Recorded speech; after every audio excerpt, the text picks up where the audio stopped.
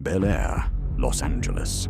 In the early dark of June 14th, a quiet villa off a cul-de-sac showed no broken glass, no forced latch, no alarm. A bedroom door lock log listed one entry at 10:13 in the evening, and a smartwatch on the wrist of Sheikh Omar Al-Hadi recorded a flatline 40 minutes before that entry. Yet paramedics photographed ligature bruising consistent with strangulation and a room staged as a domestic fight. If the California wife entered after the heart had already gone still, who killed a man whose watch said he was dead before she arrived? Before we dive in, consider subscribing for more evidence-first investigations released every 2 days. Maya Ruiz lived in a rented studio above a dental office in Westwood. She staged homes for realtors and carried a rolling case of neutral throws, fake succulents, and a label maker. She had one solid competence. She could turn a chaotic room into a listing that photographed like cash. She had one weak flank: debt that never slept, student loans from a private program, a care credit balance for her mother's recent surgery, and an old card from a store that no longer existed. Her ledger ruled her day. Each invoice she sent felt like a small breath. She met Omar Al-Hadi at an art fundraiser in Beverly Hills, where she had arranged rental sofas, set the plinths, and kept a schedule with minute blocks. He arrived with the soft status theater of men who never wait for a valet. Status theater. His mask was polished and simple.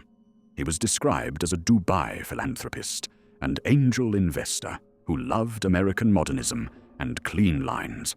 He shook hands with a museum director, spoke about a planned education grant, and made a quiet pledge in front of a camera that preferred donor lists. Staff called him Your Excellency, as if it were a habit carried across oceans.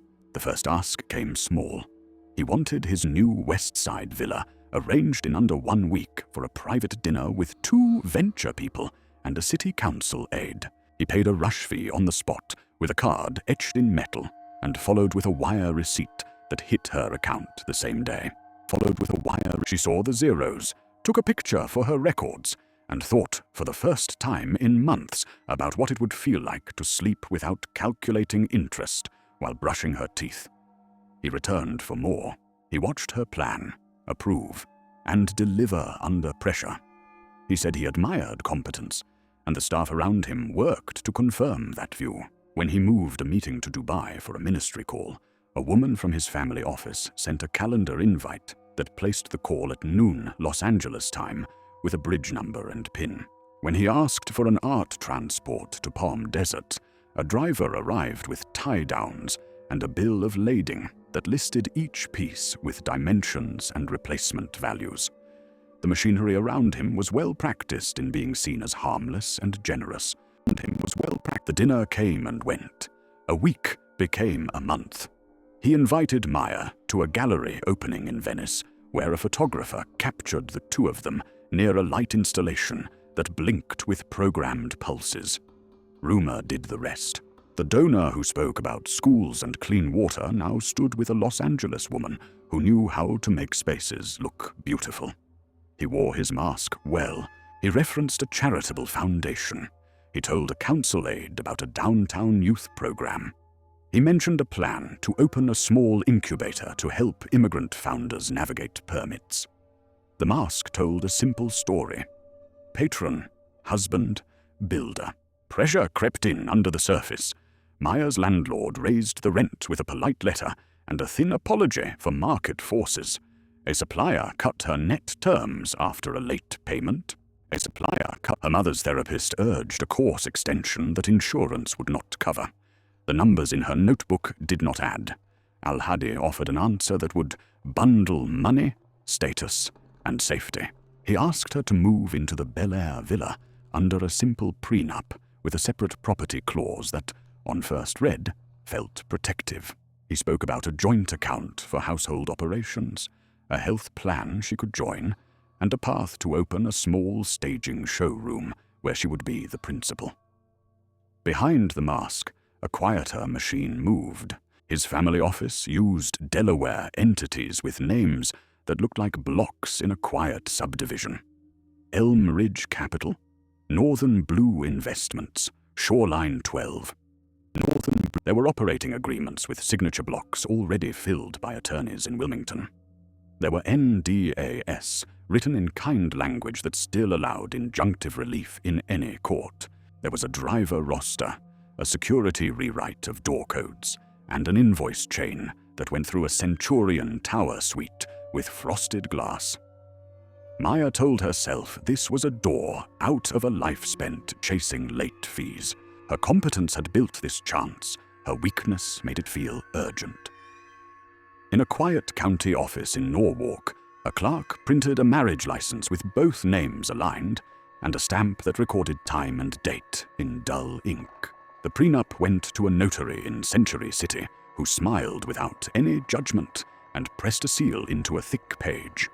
A jeweler's invoice noted a ring size, carat estimate, and a final amount due paid by bank transfer.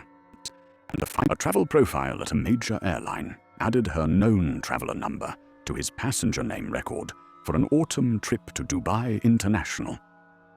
The binding commitment was not a kiss or a toast. It was a stack of papers, the prenup, the license, the joint utility accounts, the calendar invite for a celebration dinner at the Bel Air house at the end of the week, a new code on the front gate that her finger now carried as muscle memory. The mask held steady. The promise of safety felt close enough to touch. At dusk on the appointed day, the house staff finished laying plates and a florist left extra stems in the back kitchen sink. Her name sat on a place card at the head of a table that looked out to a trimmed hedge and a city that buzzed below. The door tablet showed her initials as a new resident profile. When the tablet flashed green and opened for her, the story they had constructed became real. A commitment had been made. A door had closed behind her with a soft latch that sounded reassuring. The house ran on schedule blocks and badges. A security contractor had installed a lock ecosystem that recorded entries to the second and pushed logs to a server cabinet in a utility closet near the garage. The house manager kept a binder with vendor tabs and delivery checklists. The family office added Maya as a payee for a monthly stipend, routed through a household operations account at a bank in Century City, with a note that read, "Domestic Services Stipend," even though she did not fold towels. It was a label designed by someone who had never washed a sheet.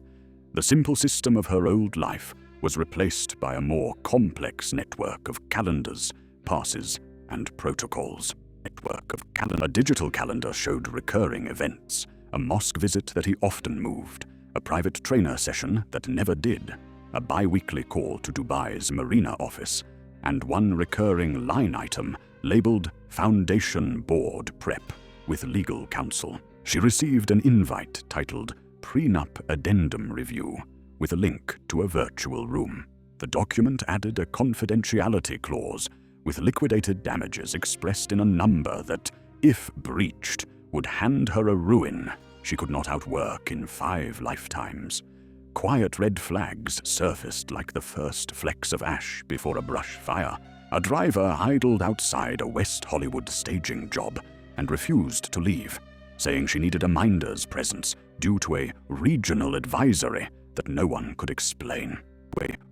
The house manager told her not to post any pictures that showed the street where the Bel Air villa sat, as if the hedge itself were a trade secret. A delivery of archival boxes to the garage arrived with a customs form that listed family papers and a contact in Ras Al Khor. When she opened one, she saw bound NDAs in Arabic and English, stamped and countersigned by people she had never heard of. Money widened the gap and smoothed it at the same time. Her stipend landed each month. Vendors who once ignored her now returned calls within an hour. A long overdue dental bill for her mother was paid by the family office's health facilitation sub-account after she submitted it through a link. She rationalized the red flags the way people do when survival and affection mix in equal parts. She told herself the driver was caution, not control. She told herself the labels on the stipend were old language that legal teams recycle without thinking. She told herself printed NDAS were just part of how global families kept order across borders. The system that entered her life was not just the house network, it was the bank.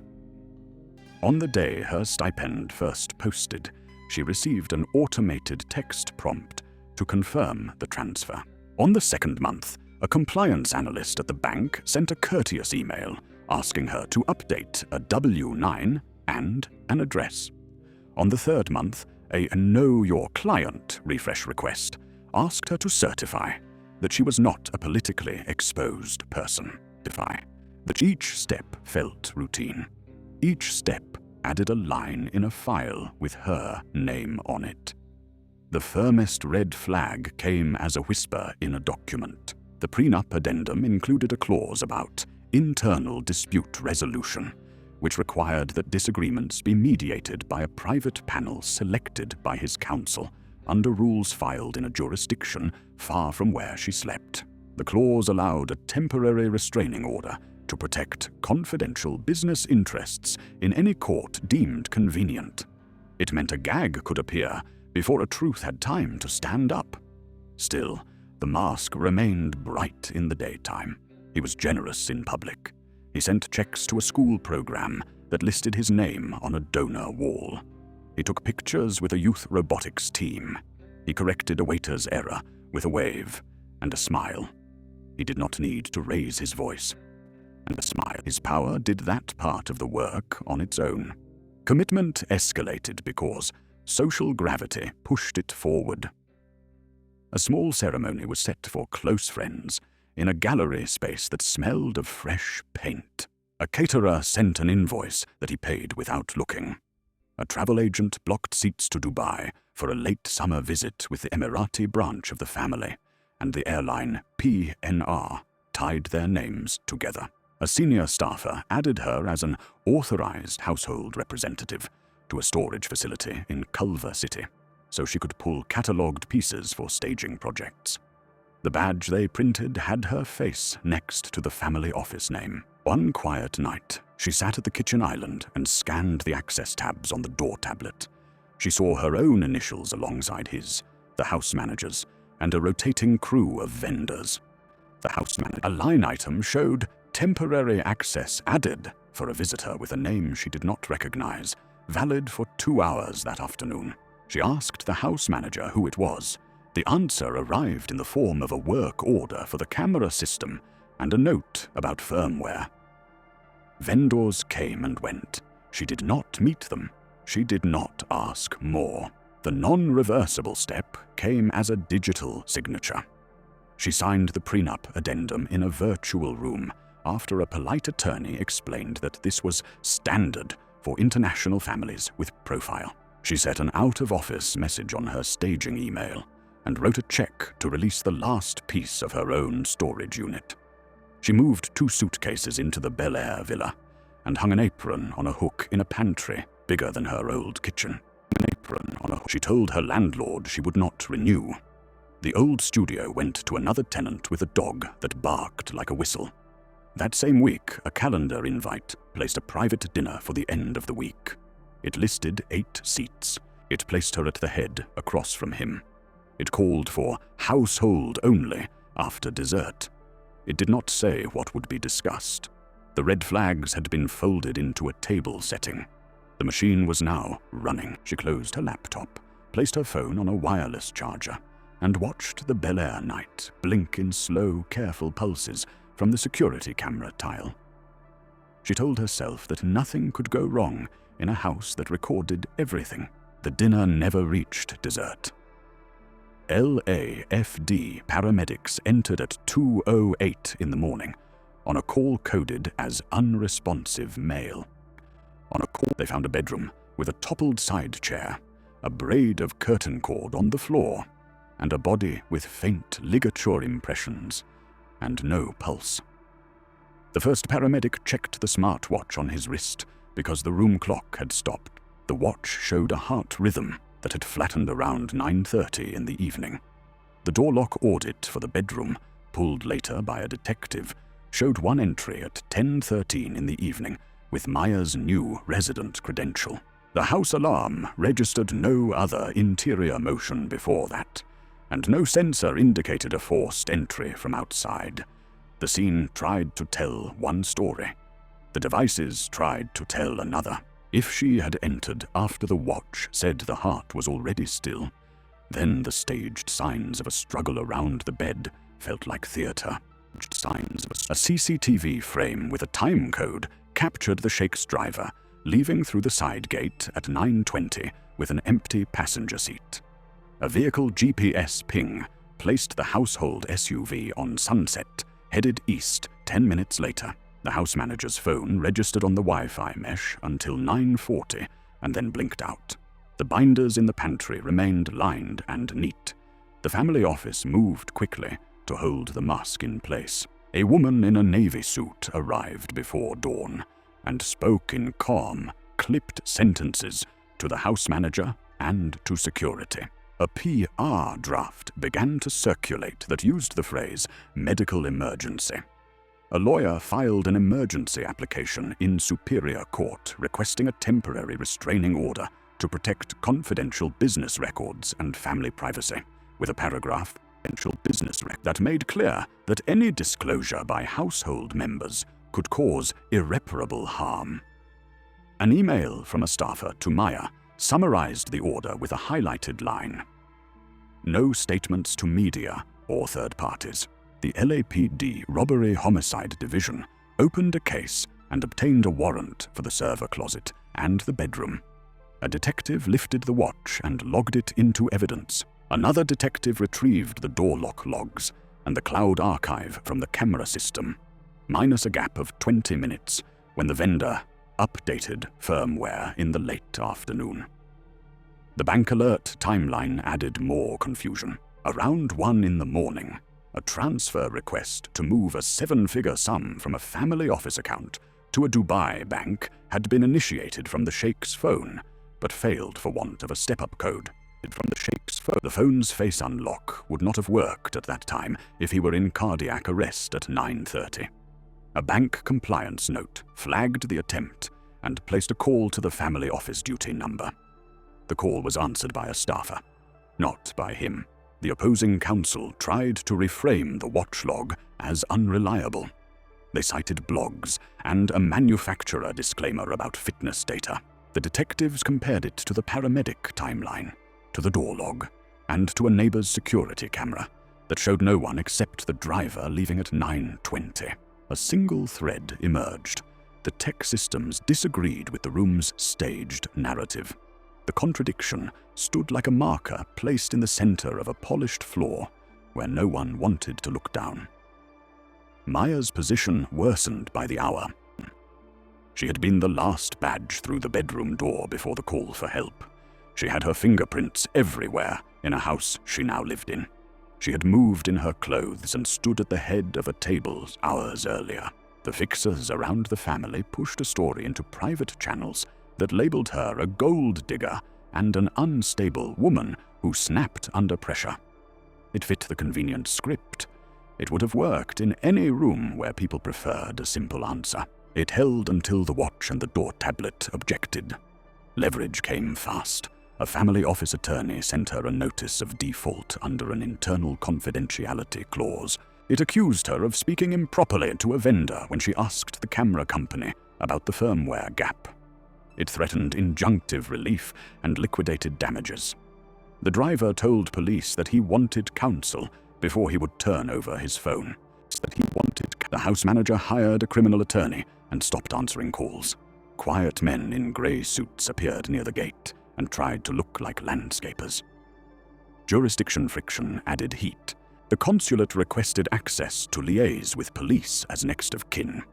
The estate lawyer cited treaty language and requested that certain items be handled through diplomatic channels. The medical examiner moved at the rhythm of a county office that does not take orders from embassies. A preliminary finding noted asphyxial signs, but cautioned that timing would rely on device logs and body temperature curves. The watch data remained the cleanest piece on the board. For Maya, The constraint locked in like a door closing without sound. A judge granted a narrow, protective order that restricted her from discussing house operations except with counsel, citing the prenup addendum. The police took her passport as a routine safeguard pending cooperation, a step that sometimes happens when a person is central to a case and has an outbound itinerary to another country in the near term. Her bank placed a temporary hold on the household operations account, where her stipend landed due to case exposure.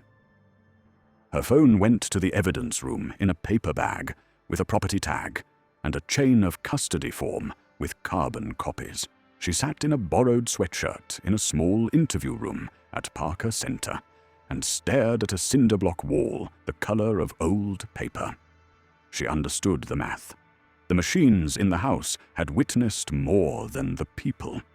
The mask had held for months. The watch had cut a hole in it at 9:30 in the evening. If he was dead before she entered, then someone with access and time had done the work and tried to dress it in a costume of domestic chaos. The central question remained the same as in the first hour, but it now carried weight. Who reached him before her? And how did they make the devices say one thing while the room said another? Outside the interview room, a detective wrote a request to the bank for the duty line recording from the compliance call. Another detective drafted a warrant for the driver's phone and the house manager's car GPS. A third called the camera vendor to ask who had pushed the afternoon firmware update and from which IP. The case had left the curated space of a gallery and entered a back office where nothing looked elegant. The mask had cracked. The constraint had closed. The night was not finished, counting the time between the watch's flatline and the sound of Maya's badge opening the bedroom door. The machine around him ran on access and silence. Space was controlled by badges and cameras. Time was controlled by calendars that other people set. Money was controlled by a family office that signed her stipend and could stop it with one click. Law was controlled by counsel, who filed motions before dawn and served papers that looked like facts because they were printed on thick stock. The first layer was soft control. A driver waited under the porte cochere each time she tried to leave on her own. A security note reminded her that press might lurk, though the street was empty. The house manager, Clara Voss, began to speak through task lists taped to the kitchen island. The lists used the same phrasing each day and read like orders issued by a system rather than a person.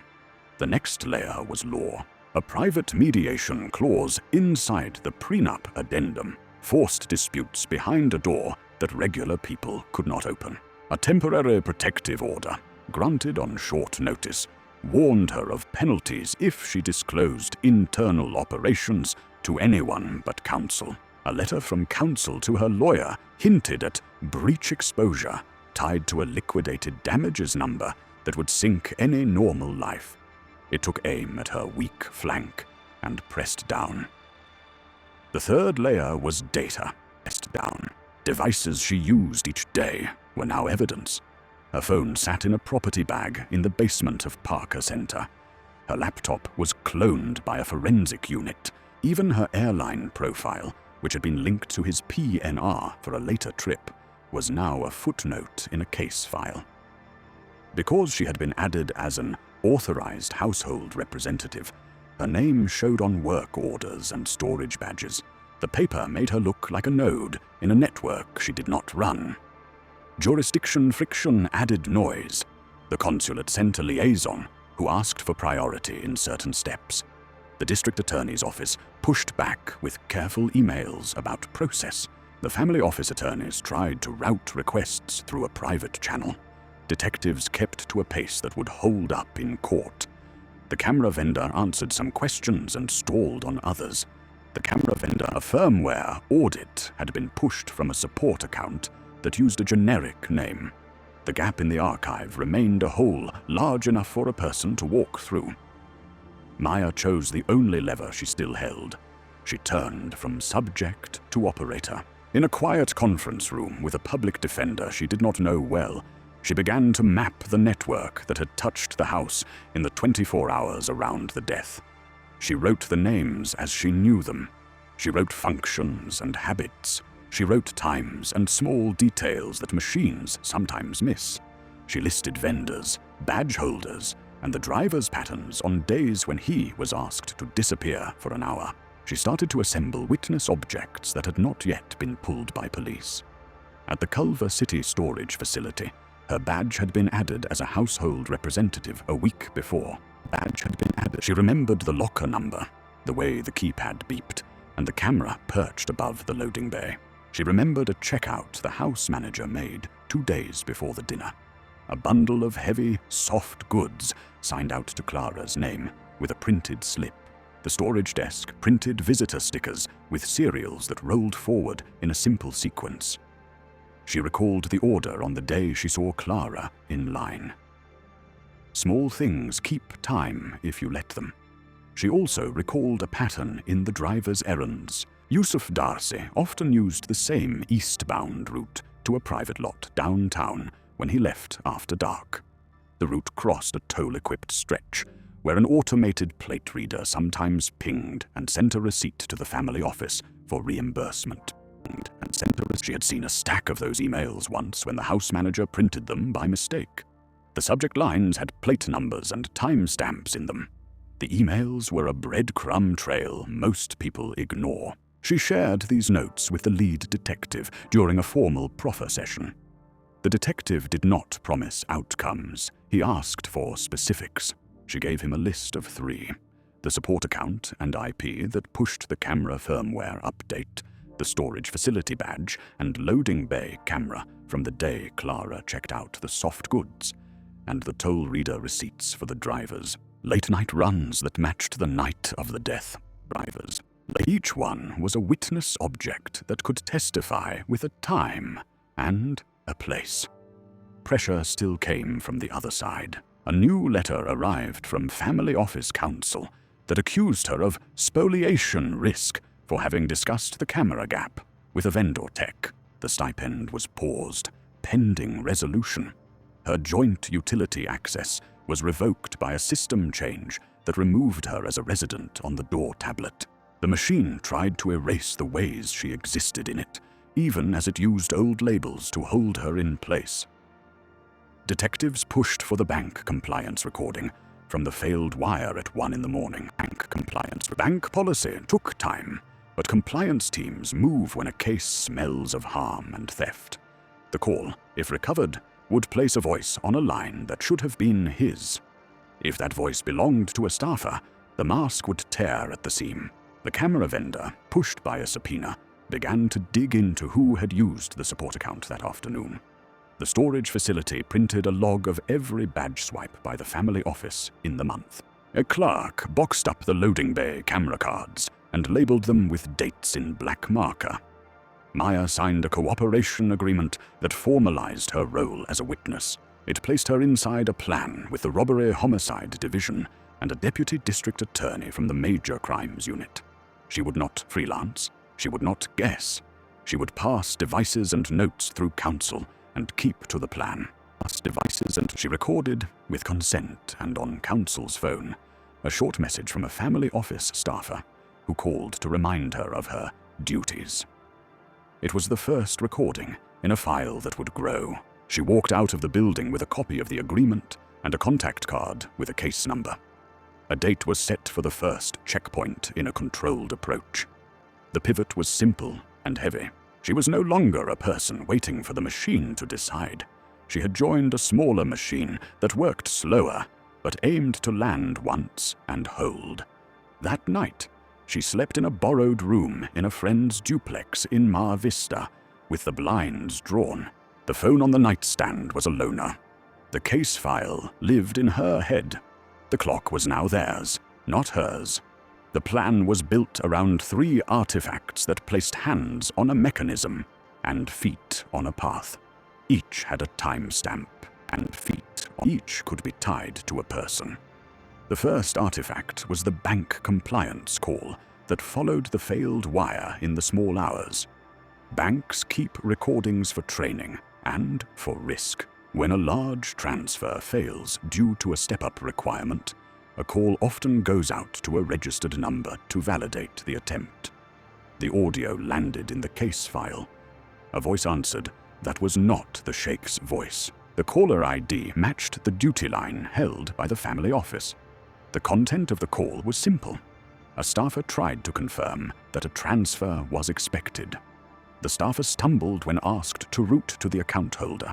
The bank declined the transfer and logged the attempt. The timestamp placed the staffer at a desk, not at a bedside.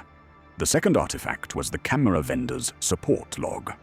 The subpoena teased out an IP address and a device fingerprint that had initiated an afternoon firmware audit on the day of the death. The session came from a laptop that had also logged into the house Wi-Fi as Clara Mac a week prior during a vendor walkthrough.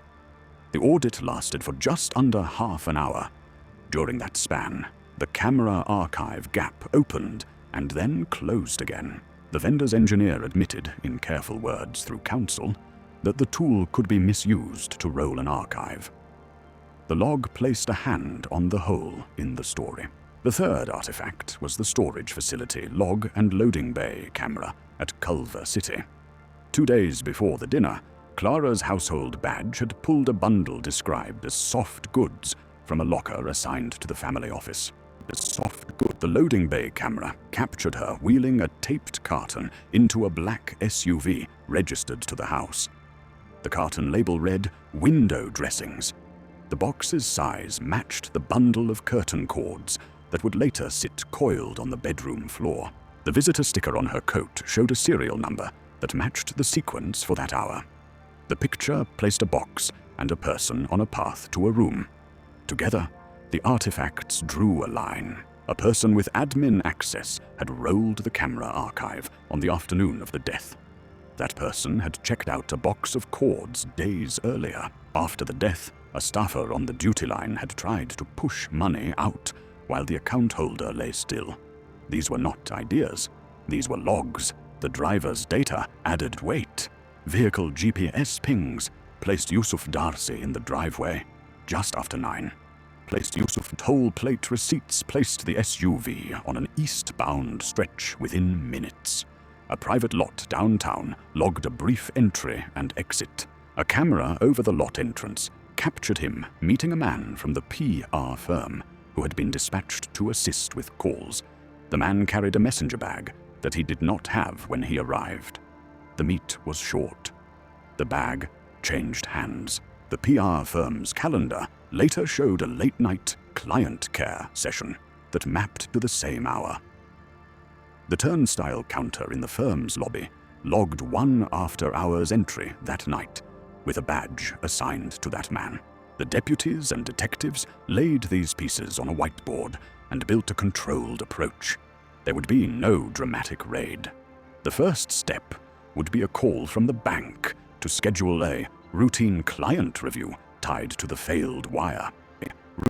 The call would be offered at a specific time window, with a promise to unlock the transfer if a compliance officer could meet in person to update profile information and collect a new signature card. The person who agreed to that meeting would identify themselves by name and bring certain account materials only an insider could access. In tandem, the camera vendor agreed to run a post-incident security health check as if nothing had been found. An email was drafted to Clara offering a courtesy session to ensure the house was fully compliant before the family returned from consular meetings. The vendor's engineer would be a detective in plain clothes with a cloned portal that would record any admin attempt to roll footage or delete logs in real time. The third prong targeted the storage facility.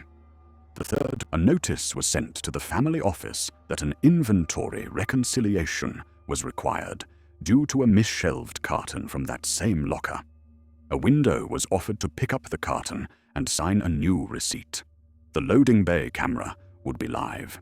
A small team would sit in view lines with a clear path to the exit. The carton would, in fact, be a decoy marked with a dye packet on the box seam to tag any hand that pried it apart. The deputy district attorney set the clock. The bank meet would be at mid-morning in a branch conference room large enough for a compliance officer and 2 regional IT staff who were, in truth, investigators. The code phrase for the start would be a simple greeting about the weather. The vendor health check would be 1 hour later at the Bel Air house. The storage reconciliation window would straddle both from late morning to early afternoon.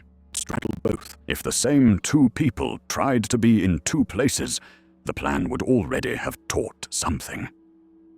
Maya was not in the room for the meet. Her role was done for the day.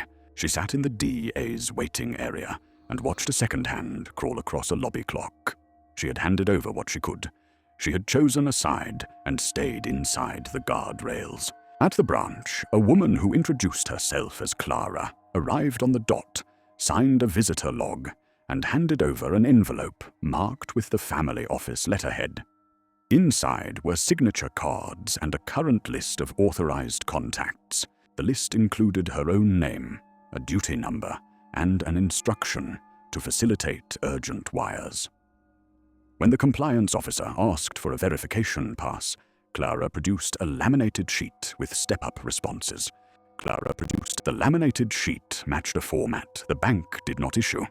A recorder on the table captured the exchange. Across town, a man who matched the driver's build rolled into the storage bay and scanned a badge. The loading camera captured him loading a carton into the SUV. The visitor sticker showed a fresh cereal. He did not open the box. The team let him go. The dye stayed dry. They wanted the move, not the color. At the house, a vendor health check email drew no reply at first. Then a message came from Clara's account, granting a one-time code for the gate. The engineer arrived and was led to the server closet by a house staffer. The portal showed that an admin session initiated within minutes and touched the archive roll tool. The mouse cursor paused over the same window where the gap had been. The log recorded the session where the gap had been. The admin username was Clara Mack. A capture tool mirrored the clicks. The operation was running. The code word had been said. The clock was live. By late afternoon, a search team held warrants in hand and a charging memo on the DA's desk. The pieces were not elegant. They were enough. Outside, the Bel Air hedge did not move. The house made its small sounds. The day was about to turn. Arrests came without lights and without noise. Detectives served the first warrant at the family office suite in Century City just after the bank meet. Clara Voss stood in a glass conference room while a team inventoried signature cards, a laminated sheet with step-up codes, and a laptop that had logged the afternoon firmware audit on the day of the death. The laptop's browser held a vendor portal with admin access. The cursor still hovered on an archive tool from the health check an hour earlier. She was booked on suspicion of murder and conspiracy, with an enhancement tied to financial fraud. She did not make a statement. The system that had always moved for her did not move now. The second warrant went to the driver at a small apartment near MacArthur Park. The SUV sat at the curb with a toll receipt on the dash. Inside, a drawer held a coil of curtain cord cut to length and a messenger bag from the PR firm containing a phone pouch with a signal-blocking liner. The pouch was empty. The driver's own phone placed him in the Bel Air driveway, just after 9 on the night of the death, and downtown minutes later, where a lobby turnstile had registered the PR man's badge. He was booked on the same counts. Man's badge. The PR aide was questioned and released, pending further review of his role in moving devices and paperwork under instructions he said he did not understand. The medical examiner closed the preliminary file with an asphyxial death finding. The timing estimate was anchored by the smartwatch flatline at around 9:30 and a body temperature curve that matched a narrow window. The door lock audit fixed Maya's entry at a time after that window. The camera gap could not be erased by argument. It had been cut and later touched again. The bank recording fixed the attempt to move money, while the Sheikh lay still. The storage footage linked Clara to a box of cords in the days before. The chain was lean, specific, and plain. The central question was answered in a way that left no clever space for rumor. Who killed him? Not the wife who entered after the watch said the heart had gone still.